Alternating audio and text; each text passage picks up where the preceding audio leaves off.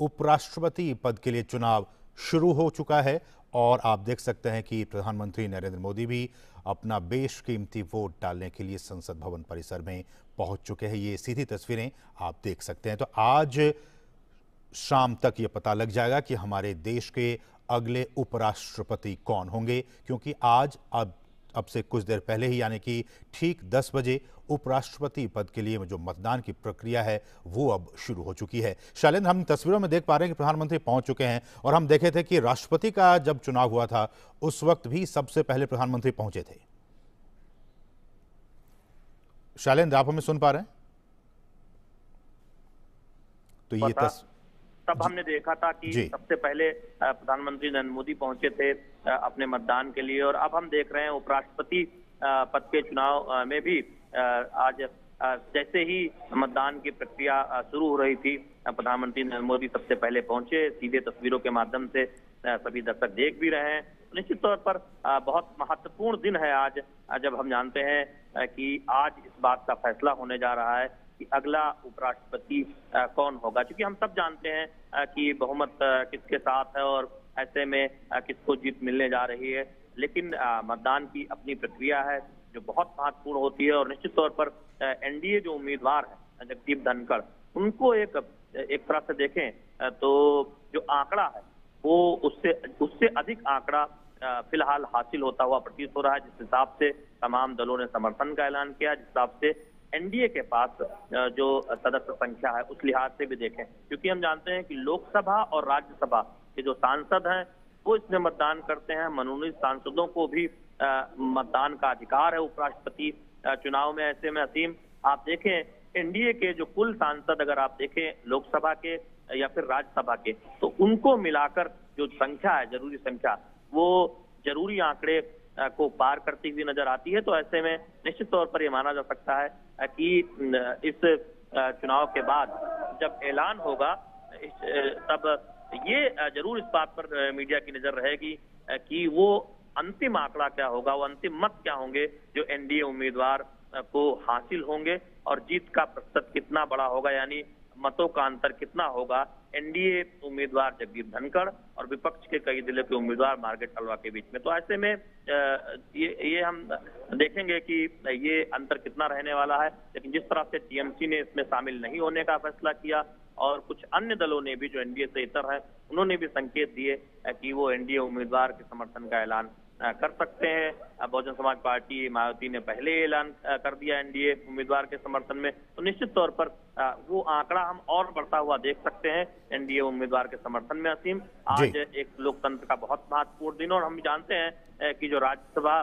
के सभापति की जिम्मेदारी भी उपराष्ट्रपति की होती है। तो ऐसे में निश्चित तौर पर आज हम देख रहे हैं संसद भवन परिसर में जब मतदान प्रक्रिया शुरू हो चुकी है, राज्यसभा के सांसद और लोकसभा के सांसद इस मतदान प्रक्रिया में हिस्सा ले रहे हैं और सबसे पहले प्रधानमंत्री नरेंद्र मोदी पहुंचे हैं मतदान के लिए। बिल्कुल शैलेंद्र, एक बात और जानकारी हासिल करना चाहेंगे आपसे कि जिस तरह से इस वक्त जम्मू कश्मीर की जो विधानसभा है वो भंग है, इसलिए जम्मू कश्मीर कोटे की राज्यसभा की जो 4 सीटें हैं वो भी सदस्य इसमें शामिल नहीं हो पाएंगे।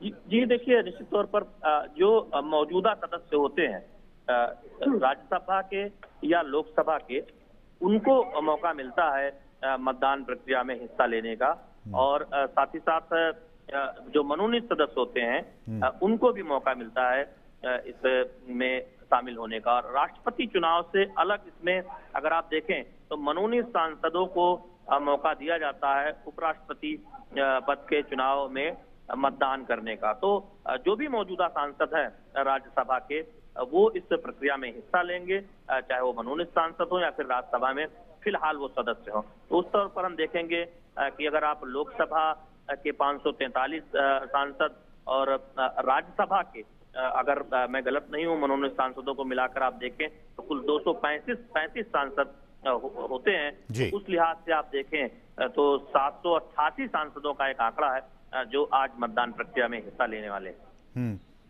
आप हमारे साथ बने रहिए शैलेंद्र, हम ये लगातार तस्वीरें दिखा रहे हैं कि किस तरह से जो मनोनीत जो हमारे माननीय सांसद हैं लोकसभा के और राज्यसभा के, वो तमाम सांसद यहाँ पे एक पंक्ति में कतारबद्ध होकर अपनी बारी का इंतजार करते हुए। आपने देखा तस्वीरों में सबसे पहले प्रधानमंत्री नरेंद्र मोदी संसद भवन परिसर पहुंचे और उन्होंने सबसे पहला वोट डाला।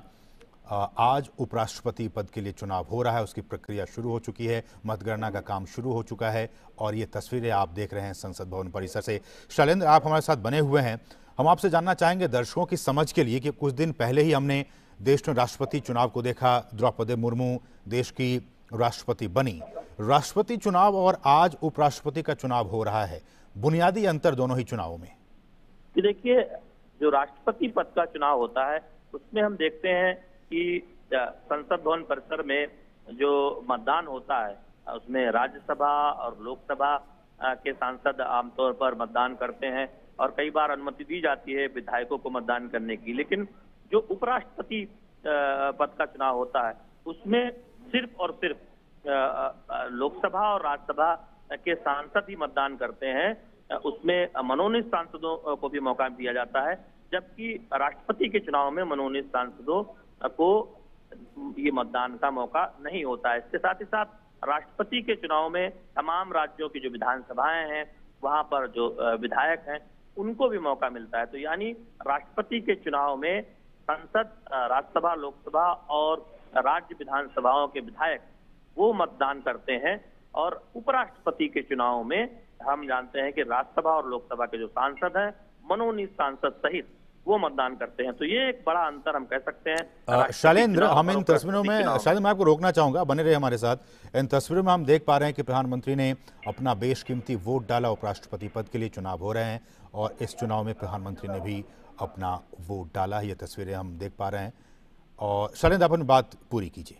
बिल्कुल, हम बात कर रहे थे इस बात का कि क्या अंतर होता है राष्ट्रपति चुनाव प्रक्रिया में और उपराष्ट्रपति चुनाव प्रक्रिया में। तो एक तरह से मतदाता के तौर पर हम देखें तो राष्ट्रपति पद के चुनाव के लिए सांसदों के साथ साथ विधायकों को भी मत देने का अवसर मिलता है, वो भी एक तरह से मतदाता होते हैं और मनोनीत सदस्यों को ये मौका नहीं मिलता है। जबकि उपराष्ट्रपति पद का जो चुनाव होता है उसमें सिर्फ सांसदों को ये मौका होता है, यानी राज्यसभा और लोकसभा के सांसद मिलकर तय करते हैं कि अगला उपराष्ट्रपति कौन होगा और साथ ही साथ उपराष्ट्रपति चुनाव में जो मनोनीत सांसद हैं उन्हें भी मतदान का मौका दिया जाता है। तो ये एक बहुत बड़ा अंतर हम कह सकते हैं राष्ट्रपति और उपराष्ट्रपति पद के चुनाव में देखने को मिलता है।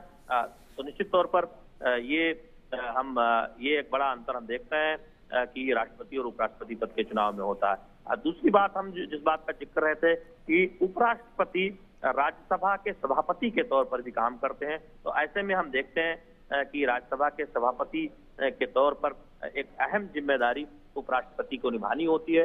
तो हम निश्चित तौर पर उस लिहाज से भी देखें तो इस पद की जो महत्ता है उसको रेखांकित किया जाता है। और आज हम जब देख रहे हैं कि उपराष्ट्रपति पद के लिए मतदान हो रहा है और अहम बात यही है कि आज ही मतदान के बाद शाम को मतों की गिनती होगी और हम अगर समय का अंदाजा लगाना चाहें, अगर आप अपना अनुमति दें, तो हम कह सकते हैं कि 8 बजे से पहले ही इस बात का ऐलान भी हो जाएगा कि अगला उपराष्ट्रपति कौन होगा, जिस बारे में हम सब जान भी रहे हैं बहुमत के आंकड़े के लिहाज से कि एनडीए के उम्मीदवार को वो जरूरी बहुमत हासिल है। निश्चित तौर पर उस लिहाज से